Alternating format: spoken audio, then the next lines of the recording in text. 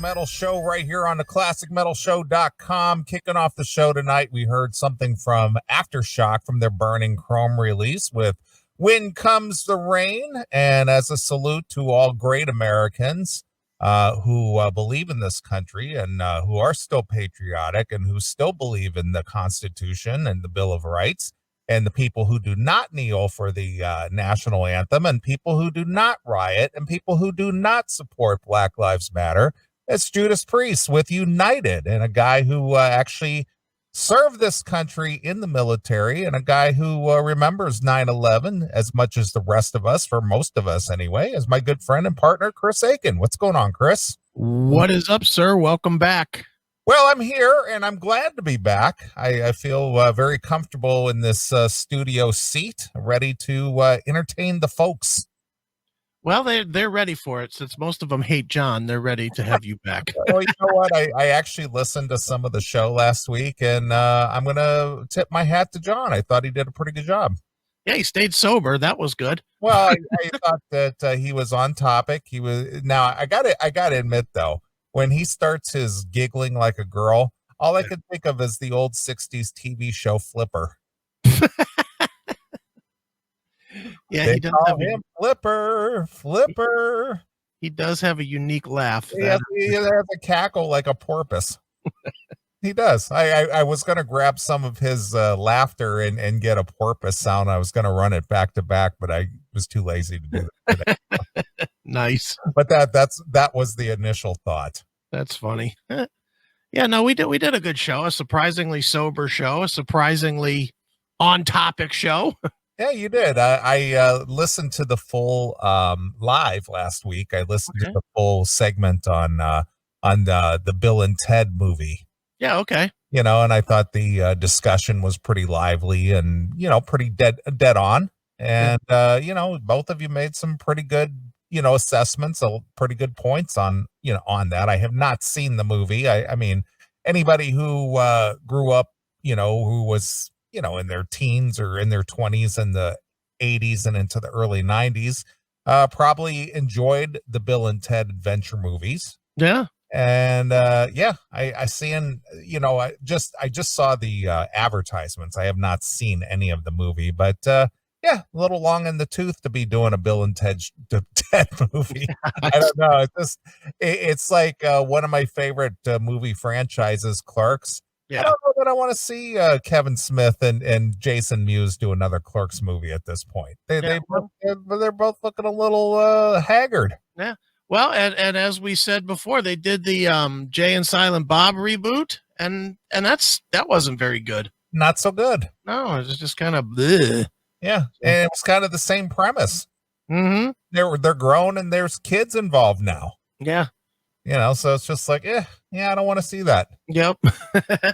Well, if you really want to watch the Bill and Ted, I'll share you a link so that you can watch it, because I purchased it, of course. So you know, I of course spent $35 to watch it. Yeah, that's what I heard on the show last week. I was listening to you.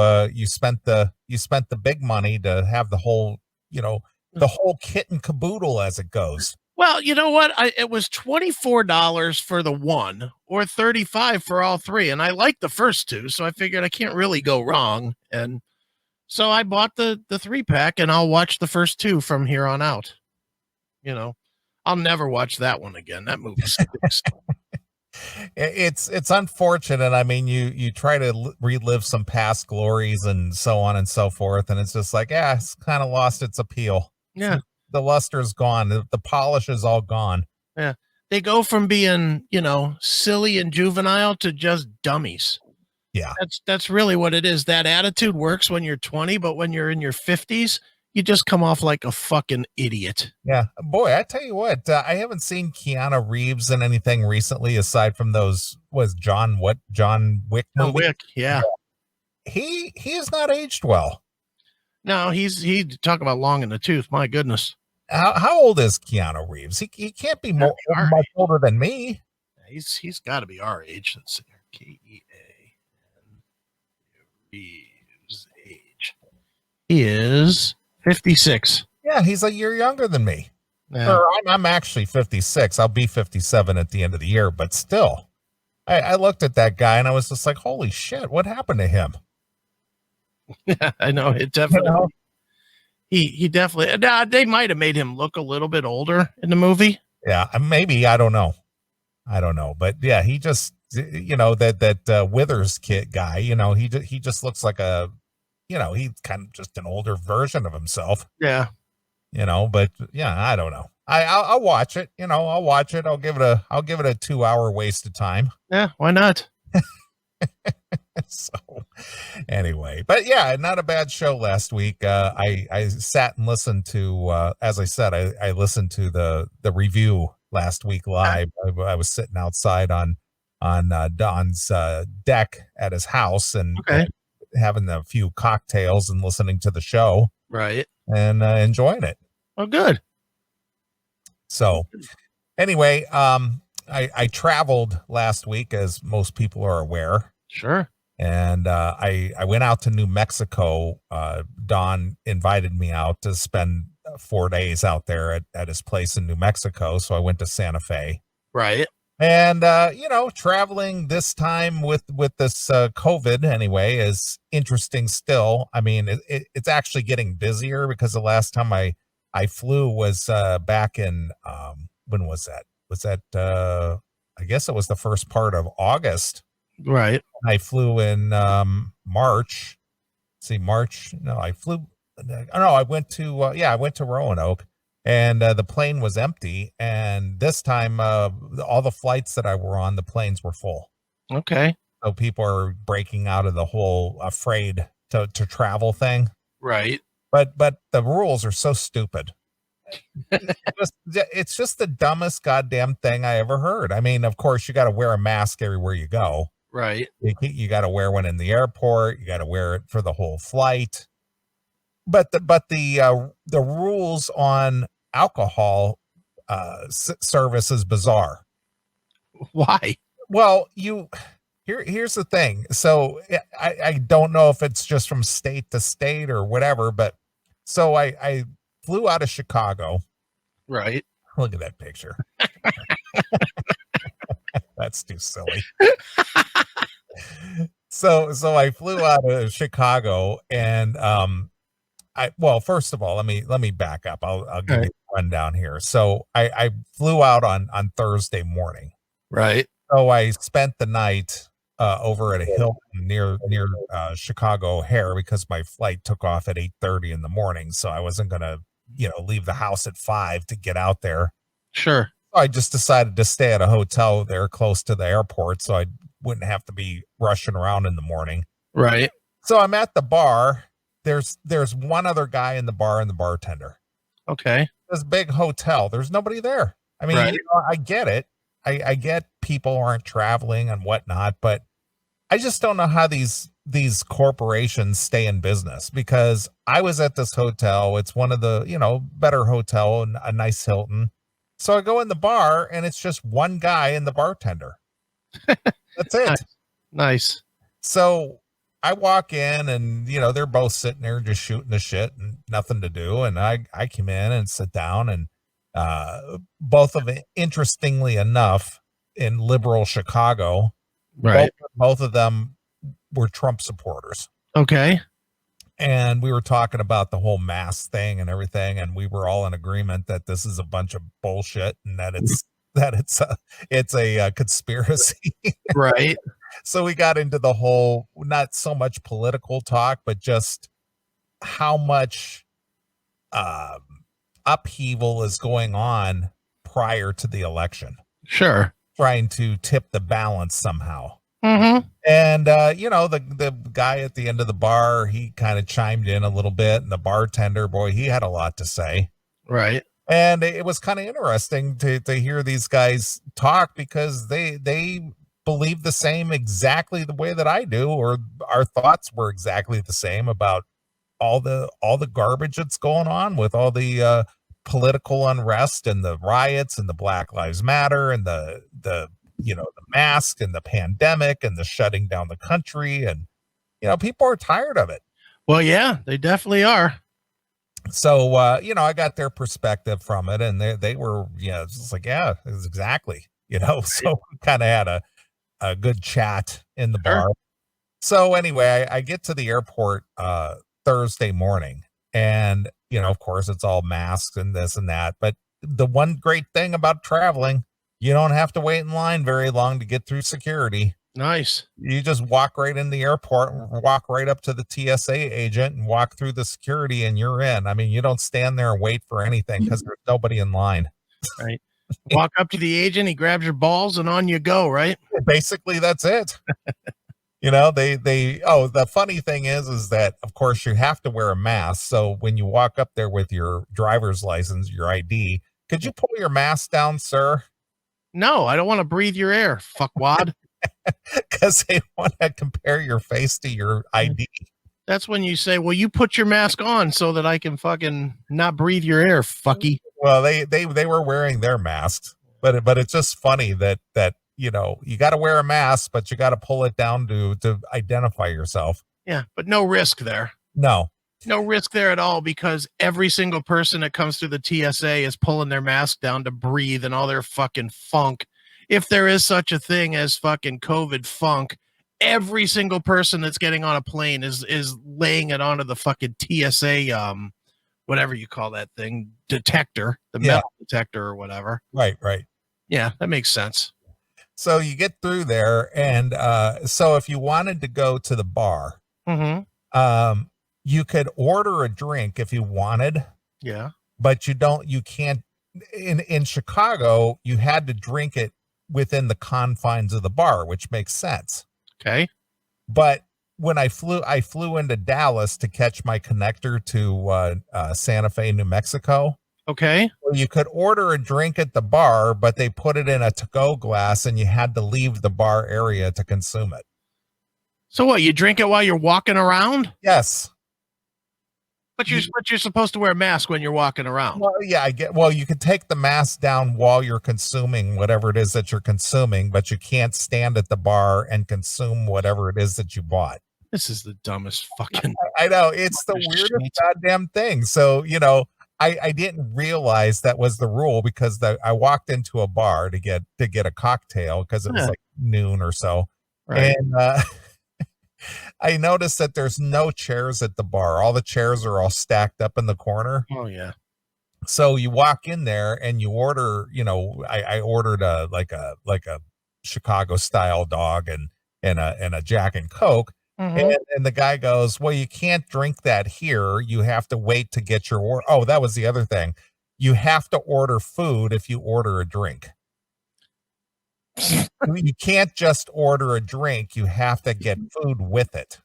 So COVID knows to only react to people that don't eat food while they drink. Yes, exactly. Now, I see. Well, when Sal and I came to Ohio 2 weeks ago, we went to go get something to eat, and I was going to have a cocktail, but the girl says you have to order something if you order a drink.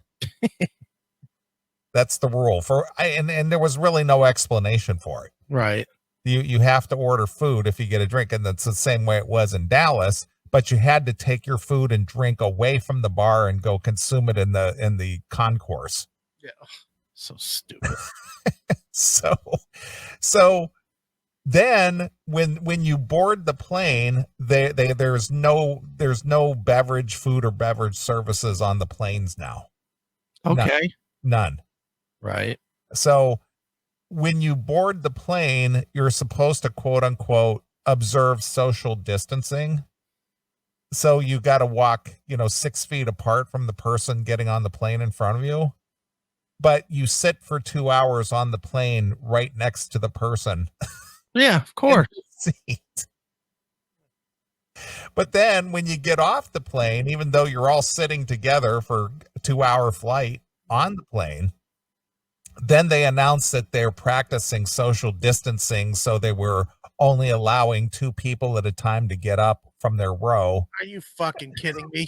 And it's like, I've just been sitting here for 2 hours among 4 people around me, and now we're practicing social distancing to get off the plane. Are you kidding me?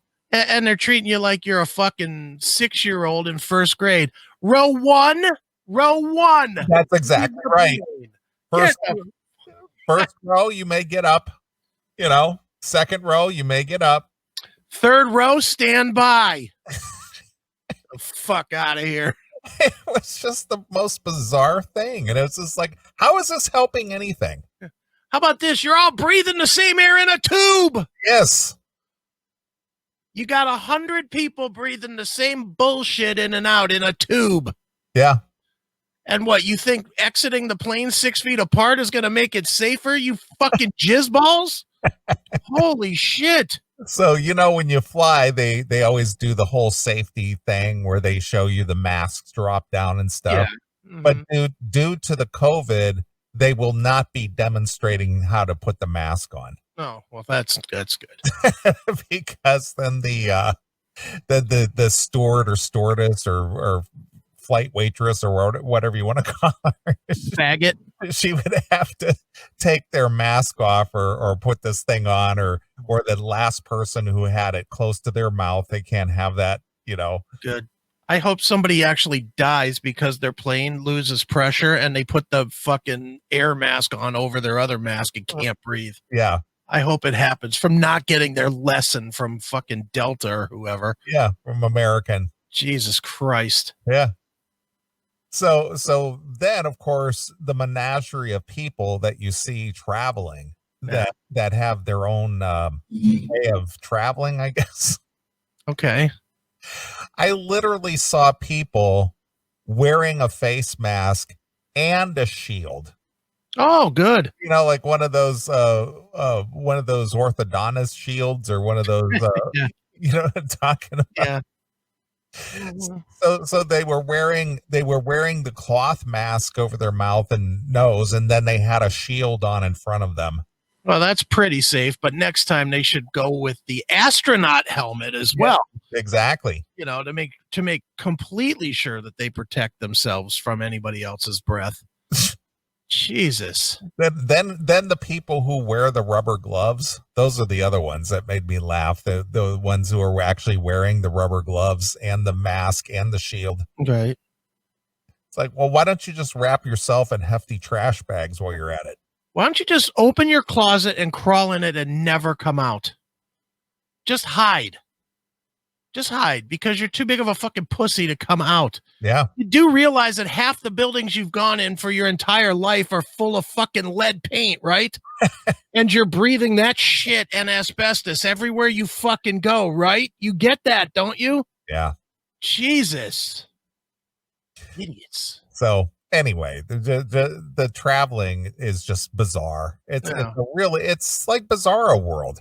It's stupid is what it is. Yeah. So anyway, again, all the discussion, if you talk to anybody, hey, anybody who's had this? Do you know anybody who's had this? Haven't talked to one person yet who's had this.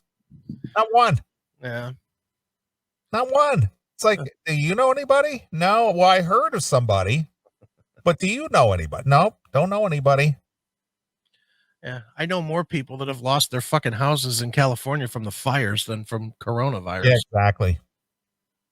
So anyway, I flew out to Santa Fe, and I got out there around, I guess it was around 2:00 in the afternoon, Mountain Time. Right. And Don picked me up, and we went to one of his favorite little little bar restaurant places over there. Right. It's it's the Southwest, so everything's adobe out there, and very, very scenic though. Very scenic area. Right. So we went to one of his favorite little places that has really good food. They serve the your typical Southwest fare, the tacos and the that type of stuff. Right. And so we went and had margaritas and some lunch. Okay. I just sat there having margaritas, talking about all the bullshit going on. Right. Did you have to wear a mask when you went to have these margaritas? When you go in there, you have to wear a mask, but once you're seated, then you can take it off. So COVID knows when you're ready to order. It does. That's good. It does. That's good. Yeah, it's a very Well, like I said before, this China virus is very intelligent. It does come from China after all. So It doesn't want you to starve. no, it knows to stay away when you're eating. That's right. It knows to attack if you're having a cocktail without food, Mm-hmm. but it knows to stay away if you're consuming food and a cocktail. Well, yeah, Corona does not want you to starve. It wants you to have a good meal. Exactly. It's good. Yeah. Nice virus. Yeah. So regardless of regardless of all the restrictions and stuff, this little place was, hopping pretty good. That's good. It was a Thursday afternoon, and they had an outdoor porch area and outdoor patio seating and stuff, and that was all full. But Don and I sat in the bar. We were the only ones in the bar area. Now, how does And that work with him? Do people come up to him all the time and like, hey, buddy? well, he knows the guy who owns the place, Right. and the people that work there know him, and so Okay. when he goes in, they greet him and stuff. But what was really funny is that he was, being that he's in New Mexico, and his girlfriend, she works in the movie industry out there. Mm-hmm. They One of the things that the state does, and the reason why a lot of movies are shot in New Mexico, is because they have a rebate program Okay. that they give them like a 50%, like I think it's like a 50% kickback All right. on the tax break Right. Okay. if you film in New Mexico. So there's a lot of movies and things that are filmed in New Mexico. A lot of them I wasn't even aware of. Right. But he was wearing a hat that said "Make America Native Again." Okay. And we were sitting there having lunch, and the restaurant owner, the bar owner, came over to say hello to him, and he says, "I had to come over here." He says, I saw your hat, and I was like, "Is Don actually wearing a MAGA hat?" Because then I realized what it really says. He says, "I just couldn't believe that anyone here could actually wear a hat like that." Nice. So I just thought that was kind of funny. That alarm! Somebody's wearing a MAGA hat around here. Where's Jesse Smollett when you need? Get out. Yeah, Get out. yeah. But that was kind of funny. Yeah. And so we went to his place, and he's doing a lot of improvements around there. So he and I went to the Home Depot and picked up some building supplies and things that he's doing improvements on the house with.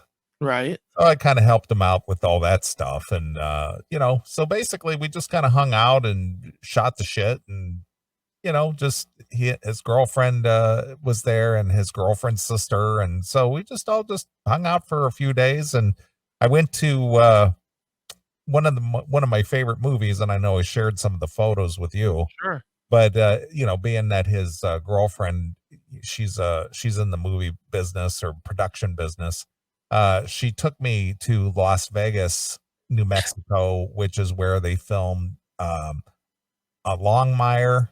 And they filmed quite a few scenes from No Country for Old Men. Right. And the movie John Carpenter's Vampires.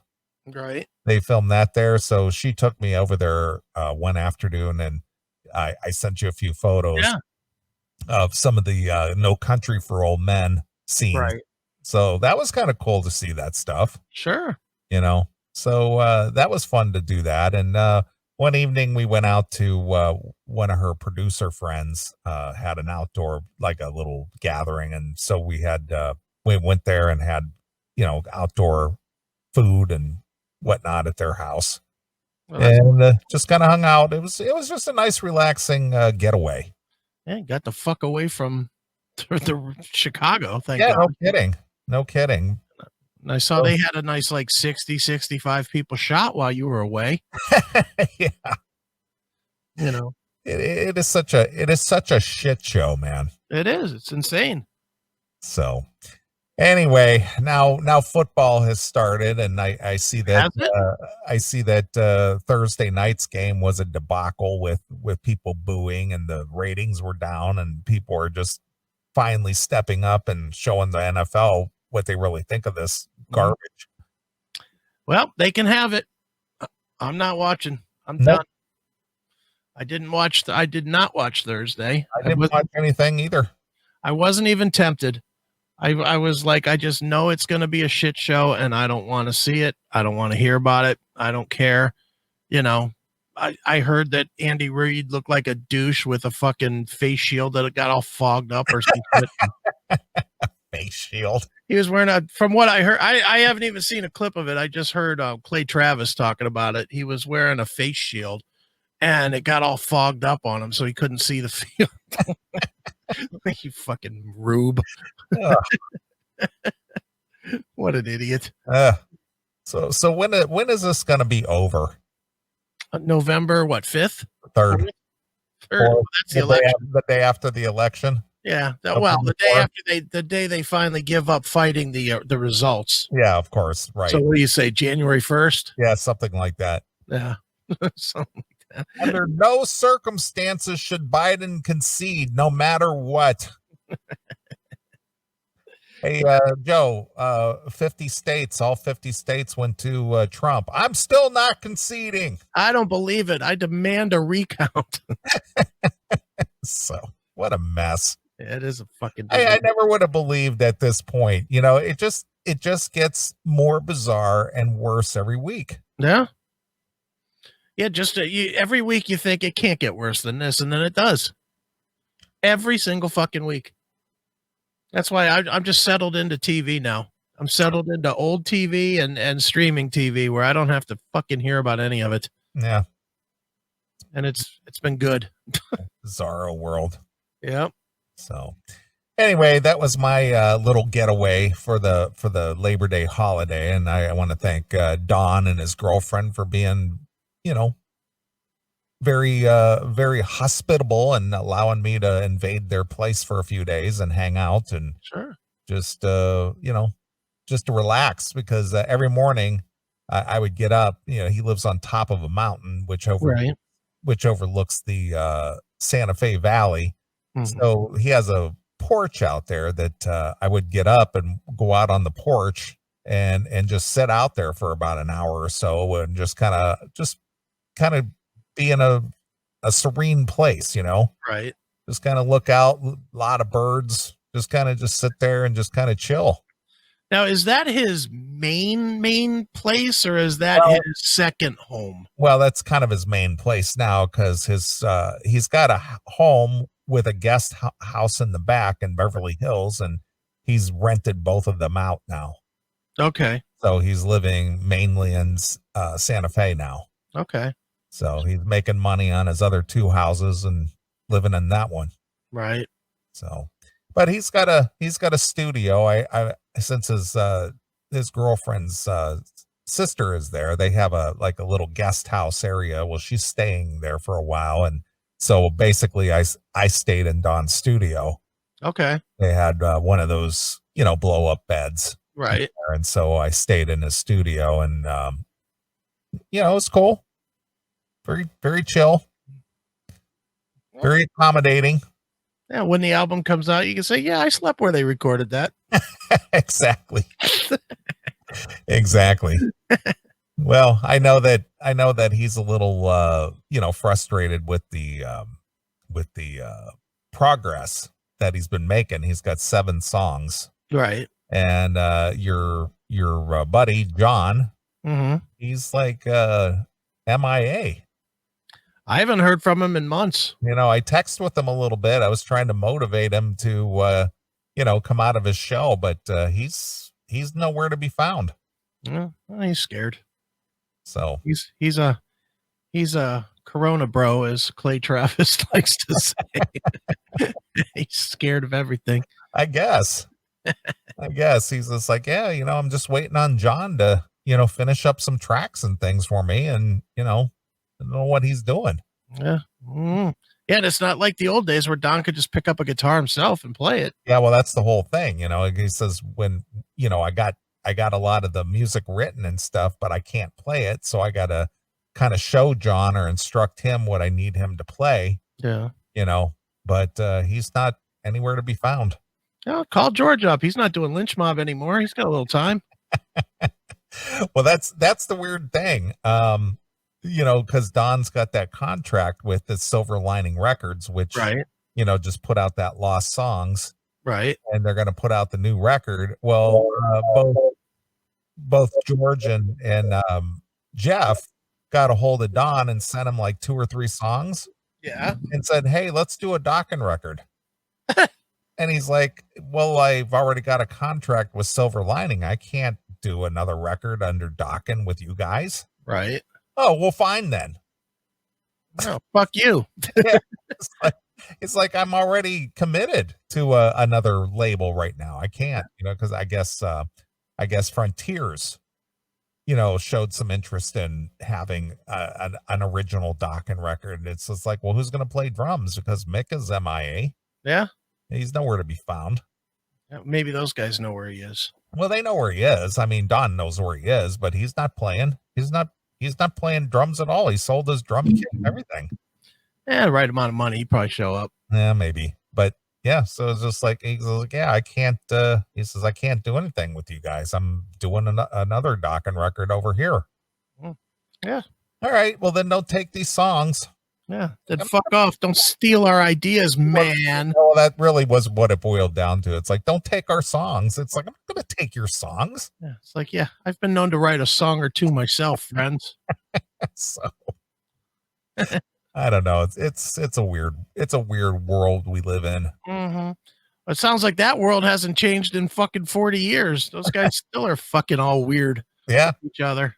Yeah.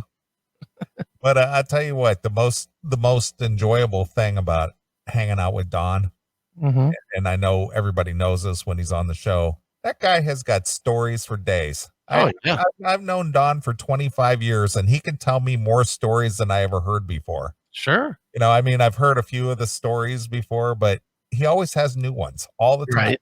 And it's just like, you got to be fucking kidding me. He tells me these stories. He was just telling me some stories about years and years ago, different things. And I'm just sitting there just like, holy shit, really? just fucking train wreck shit. Right. It's like, how did you get this far? Not that he was like doing anything fucky. It's just circumstances. Yeah. Well, they all were. That's kind of the thing, is everybody that was in that scene was a fucking wreck. Yes, absolutely. So there are stories for fucking days from all of those guys. Yeah. But his sense of humor, I just sit there and crack up listening to his stories, man. He just the way he tells some of the fucked up stories from the days gone by. It's just like, holy shit. He goes, yeah, well, eventually this will probably be in a book sometime. Yeah. I doubt it. He'll never write it. Well, he says he's in the process of writing a book. Yeah, he's doing like the dragon speak type thing. Right. And who's going to edit it? He's got some gal that works with his girlfriend. She's an editor on scripts. All right. Well, good. So she's got the editing thing. Right. So she just tells him, well, when you're inspired to tell a story or, whatever, just do the whole dragon speak thing and send it to me, and then I'll put it in book form. Right.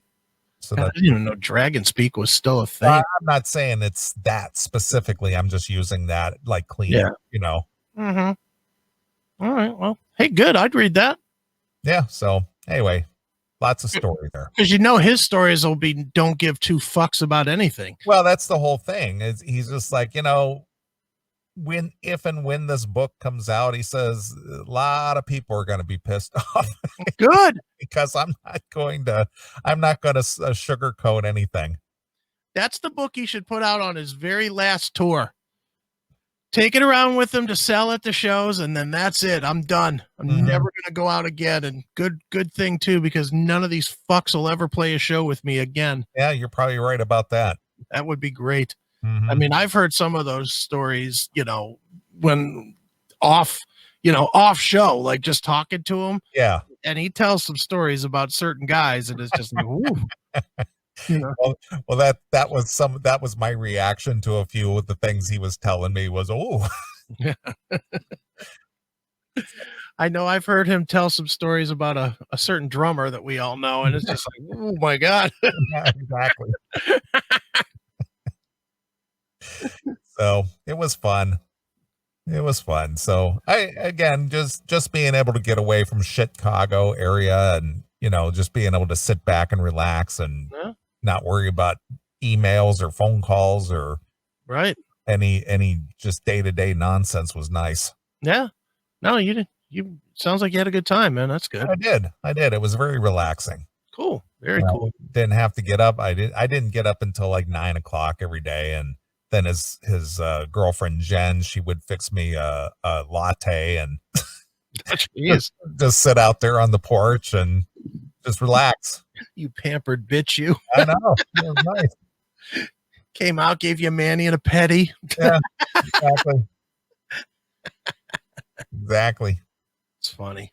Yeah, they treated me very nice. So That's it good. was good. It was good. Well, cool, man. So what's going on in your world? What's happening in Aiken IT world? Busy. I was definitely busy this week with work, but I actually got to do something cool this week, which wasn't planned, but it just sort of happened. That actually was very cool for the patriot in me, I guess. On Wednesday, I get this call at like 11:30 from Billy Morris. Mm-hmm. And he was in Twinsburg with the food truck. All right. And he was like, hey, why don't you come out? I'll give you a free lunch. And, I got a couple things I want to talk to you about with the project that we're doing. And I was like, okay, cool. Free lunch from the fucking food truck. I'm there because that food rules.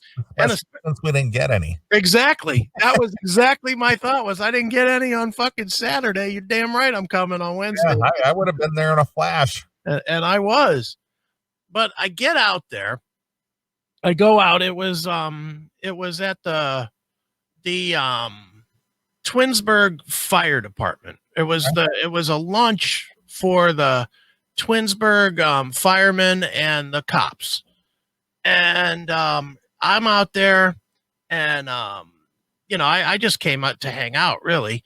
And Billy was out there, but Billy didn't have anybody with him except for his guy that was working in the truck.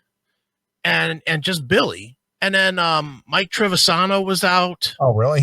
Yeah, he was out there. He was in the air. Was he in the air? He was in the air.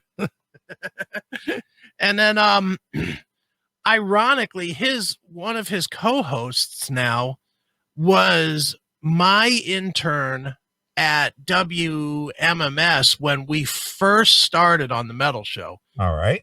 Seth, remember Seth the Barbarian from the old days? Kind of a big, heavy set guy, and he was taking that. They were using him as a guinea pig for that weight loss thing. Yeah, that blue stuff. Whatever. Yeah. I do remember. Yeah, he was out, so I hadn't seen him in years. So it was nice to see him. But it was just it was supposed to be a hang. Okay. But then when I got there, Billy didn't have anybody helping him. So I ended up kind of helping him like serve food and stuff for the policemen and for the firemen and whatnot. And it was just the coolest fucking thing I guess maybe just because the atmosphere in the world is so fucking shitty right now. It was really cool, man. Billy, before he started serving food, he plugged in a guitar and he played the national anthem for all the cops and the firemen. And, they all kind of stood at attention and hand over heart and, the whole thing. And it was just a really kind of a cool event. So then I'm handing out food to people, and they're all thanking me and Billy. They're like, oh, just thanks so much for doing it. And we're like, Jesus Christ, dude, we're handing you a fucking sandwich. You're risking your life every day on a goddamn traffic stop, and we're giving you a fucking sandwich and some fries. Relax. It was, but it was just cool, man. And it, I don't get to get out enough to do that kind of shit. And it was really kind of cool to, especially in the world that we're living in right now, to maybe take an hour and a half, whatever it was, and thank a bunch of cops for doing what they do. Mm-hmm. I get that sometimes from, people that know that I served and whatnot. They come up with thank you for your service thing, and that's cool, I guess. But, it was nice to actually give back for a minute. So that was my cool event of the week. Well, that was nice. Yeah, it was fun. And then the food was fucking amazing as always. So, I took the food home with me, and Billy and his chef filled up, those like sandwich things, the styrofoams. Oh yeah. You mean the little takeaway tub, little styrofoam thing? Yeah. Well, they filled up 3 of them with different kinds of meat and stuff. It was nice. fucking amazing. I imagine. It was some good eats when I got home. That's for damn sure. Yeah, I think the last time I had any of that Billy's barbecue was at your book release.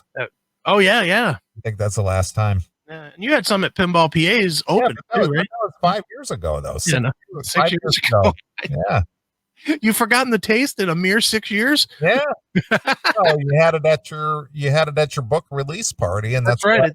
That's the last time I ever had any. Yeah, that was 3-4 years ago at this point. Yeah, exactly. That was what? Call Me Chris, maybe?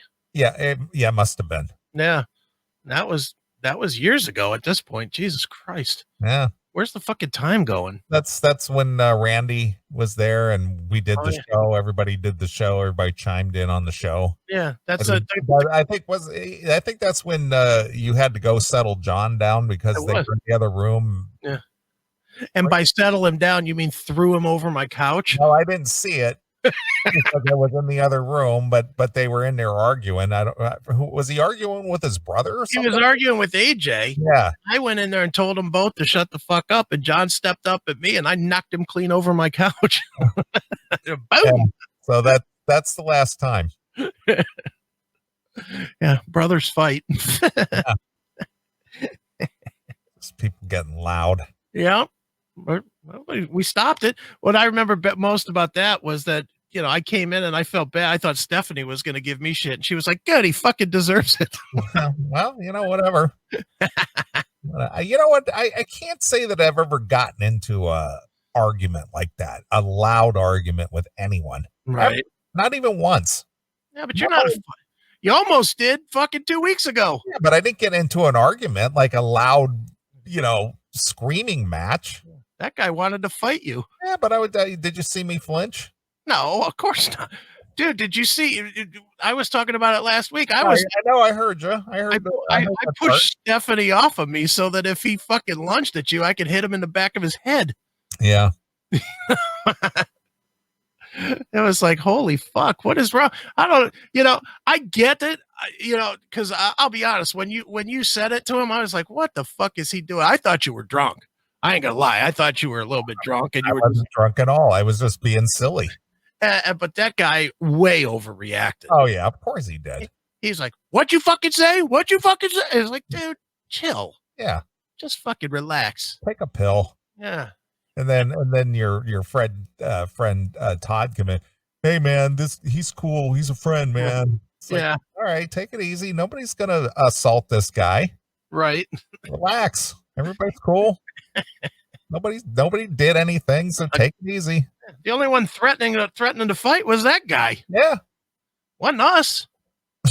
We were just hanging out. We were just sitting there shooting the shit. Yeah, we were just hanging out. But that guy wanted to fight you. Whatever. It didn't even faze me. Yeah, it was fine. It was just funny. Yeah, I thought so. Goofy. Yep. Goofy. Sure. But that hang at Billy's, that was not the best orchestrated thing aside from the technical difficulties. Yeah. I was sitting there, I heard you and John's synopsis last week of it. And, the thing is, I was listening to John's viewpoint of what I was trying to accomplish there. And he didn't really know what I was doing. Because when Sal and I went to the Guitar Center to go pick up the mixing board, and I brought one that didn't have the USB. Yeah, I was trying to figure out a way to make it work. Okay. So I was trying to assess what cables I had with me as opposed to what my laptop had, to right. the board had. And then when I decided, it was just like, yeah, that's no use here. It's just like, I could try to plug it in, but there's really no way of plugging it in because these new laptops, they don't have inputs anymore. Right. They everything's USB now. Mm-hmm. Now, the old laptops, you had a mic input, you had Line in, line out, out. all that. They don't do that anymore. Yeah, of course not. So, I was trying to decide if I could figure out a way to make it work, but then after I figured it, it's like, nah, this ain't gonna happen. Right. But he's like, yeah, he's just standing there staring down at it. It's like, no, just going through my head, what can I do to make this thing work? Well, keep in mind, John and I were drinking them pretty quickly. We were putting some beers away very fast. Yeah, I wasn't even paying attention to how much you guys were drinking. Ooh. Because obviously, I was not drinking until after we decided it was just a shit show. Yeah. But I was thinking Billy, and this is no diss on Billy or Todd or anything, but Billy has always taken care of us in his venues and things. Mm-hmm. And this time, even if we had a setup that worked, yeah, it was almost like no use for us to even be there. Yeah, I thought about that after the fact and was like, even if we were there, it wouldn't have worked. Yeah, because we didn't have any way of broadcasting the bands that played. Yeah. And then in between the bands, those aerial girls were doing their thing and they were blasting music while they were doing their thing. And it's just like, well, what would we have done? Yeah, we would have. The best we could have done is turned off the broadcast to the people and just broadcast from there. Yeah, but the thing is for us to sit there and try to describe what these girls are doing, that just didn't translate. Yeah, nah. I mean, it was one. I almost wonder if it was one of those things that Todd threw it out there just to be polite, and then when I said we'd do it, he was like, "Oh, okay." Yeah. So I thought about it, and it was just like, well, this really wasn't a good venue for us to be doing anything. No, because usually when we've done these things, especially like 2 years ago when we did the one at Fiore's, we were broadcasting the bands, and then in between the bands, we were interviewing people, and we were introing the bands from the stage and everything else. It up, and we would have not been interactive with that setup, 2 weeks ago at all. No, not at all. So we were just pushed off into a corner, and then we were by the studio door, and people were walking in and out, and it was like this just is not a good place for us to be. Yeah, no, it wasn't. So even if we had it working right, it just really would have not been a very good broadcast. So I thought, what the fuck? Yeah. It's just better that we hung in the studio there at Billy's studio and shot the shit and cut up a little bit. And, I heard John talk about the little political discussion he and I had, and, so on and so forth, and your stories with Stephanie and stuff. So that was pretty good. Yeah, it was fun. I mean, it was definitely fun for us, but, wasn't fun for the listeners, but it was fun for us. So it was kind of a happy mistake, I guess. Yeah. Sal had a good time. He and I went over there to the, what is that complex over there just by Billy's place? With all the restaurants and stores and stuff. What did they call that place? It's Crocker Park. Crocker Park or Plaza or whatever. Crocker Park. Yeah. So we went over there, and it was like The Walking Dead. Right. It was like we went over there, and it was like 8:30, I think, 8:30 or 8:45, and the place, everything was open. They had like a Bar Louie's, and they had a couple other places open, and we drive over there and get out of the car and look around, and there's not a person to be seen. Right. Nowhere. And it's like, it's 9:15 on a Saturday night, and there's nobody here. Yeah. Nowhere. Dude, there was a big release on Netflix or something. I don't know, but we went to a place, I don't remember. They had an outdoor seating type thing, and they had a couple of young people working there. They had, I guess the bartender, he might have been in his early 20s, and the girl who served us, she told us she was 19. Right. And I go, how is it that you work in a bar at 19? And she goes, well, I can take food orders, but I'm not allowed to bring the drinks to the table. Oh, good. Well, So and she was a pretty good sport. Sal and I were, kind of cutting up, but when we were ordering, the bartender had to come from the bar and bring the drinks from the bar. So dumb. And then she could serve the food. So I tipped the bartender $20. I gave her $30. Wow, look at you. Well, no, it's just like these kids aren't making shit because Right. there's nobody in there. It's like, they were really good to us. I mean, they were real nice and stuff. And it's just like, man, I feel bad for these kids. Their whole summer is just blown. Right. Or they go to the shit ass. They work the restaurant bar with no customers. Right. Like, how do you make any money? So I just kind of felt bad. So I tipped them, a little bit, and hopefully made their evening anyway. Yeah. Kind of sucked. Yeah.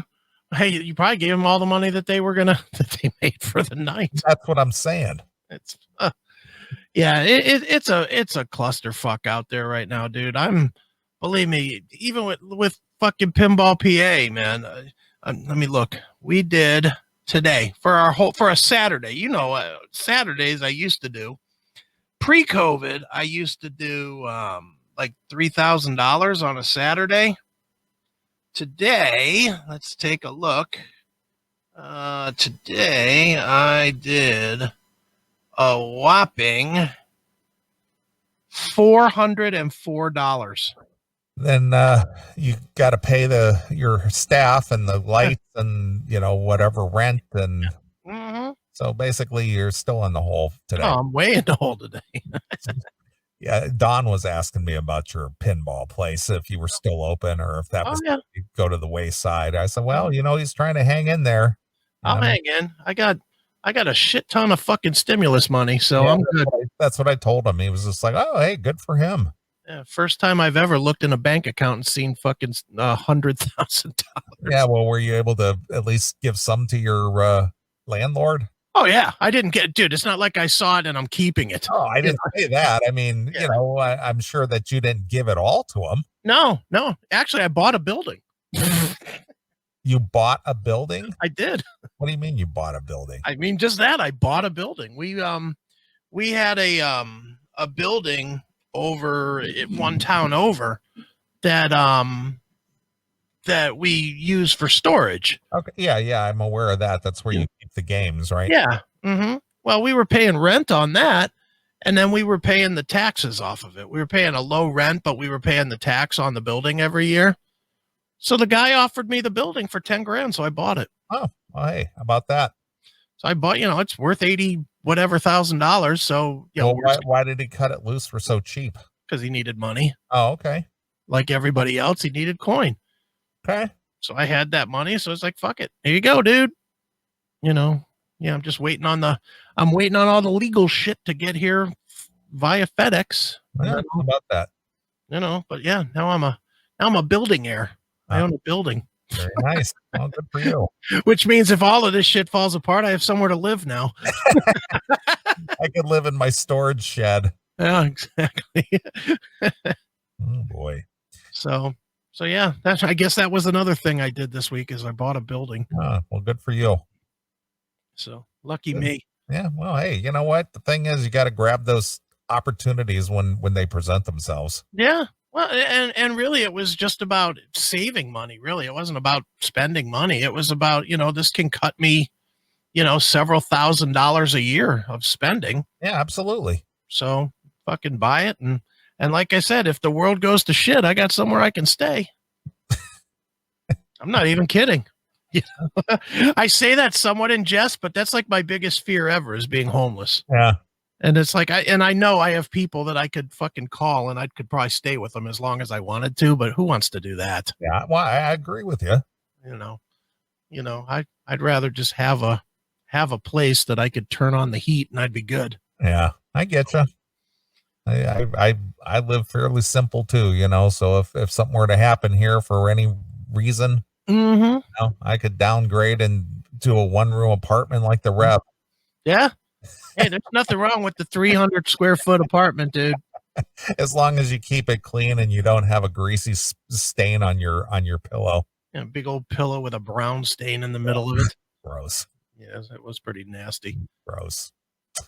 All right, dude. Well, unless you have something else, I think it's time to take a short break. Nah, let's play some tunes. All right. Well, when we come back, I want to talk about that documentary you had me watch last night. Okay, that's fine. Yeah. So, because I got a few things to say about that. I'd imagine. But we'll definitely talk about that. So, what would you like to hear? All right, let's go with I watched this documentary called Get Thrashed yesterday. Yeah, I saw it. I haven't watched it yet, but I've seen it up on the On Amazon Prime. Yeah. Really good, and it really highlighted a lot of the kind of the Bay Area stuff and the New York stuff and the crossover and stuff. So it put me in that mood. So I'm going to go very, very old school. I'm going to go with some Slayer, and I'm going to go with like Fight Till Death. That'll be good. Fight Till Death from Show No Mercy. All right. Let's go way old. All right. Very cool. Well, speaking of thrash stuff, I'm wondering, if this COVID, I guess we'll have to ask him if this COVID has any effect on Bob Nalbandian's next release. Well, Bob actually told me today that Bay Area Godfathers is coming out October the 6th. Oh, very nice. And you and I should have viewing links to it pretty quickly here. Oh, cool. Cool. So it's coming. All right. Very, very good. 4 weeks away, and we'll have it. Okay. What was I going to play for you now? You were going to play some Slayer, Fight Till Death. Okay. Let's see here. Fight. There we go. I got it. All right. Well, we're going to play some Slayer, a couple more tunes. We're going to come back and we'll do some more stuff. So here it is. It's Slayer exclusively here on your classic metal show.